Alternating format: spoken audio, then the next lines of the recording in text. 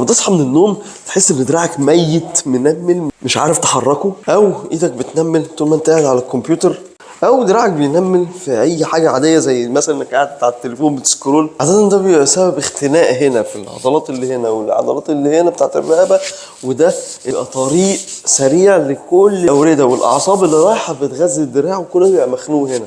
وهقول لك على 3 حاجات اساسيين هم اللي تفكهم عشان الطريق ده ما يتقفلش تاني.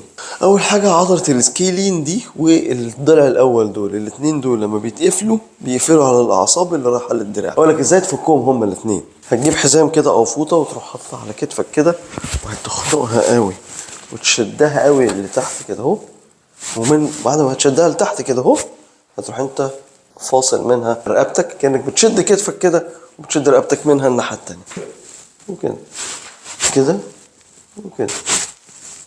تعمل دي 4 مجموعات، كل مجموعة 10 عدات كده، تبقى فكيت عضلة السكيلين وتبقى فكيت الضلع الأول. بعد كده احنا عايزين نفتح عضلة الصدر دي عشان نسلك الأعصاب اللي معدية فيها. سايب دراعك كده لورا وتروح طالع كده لقدام وتحس باسترتش كده في الصدر كده كويس. اثبت كده 10 ثواني، كررها 4 مرات الصبح 4 مرات بالليل. طبعا الكلام ده مش أقل من 3 أسابيع إن شاء الله التنميل هيتحسن جدا. هذا والله أعلم.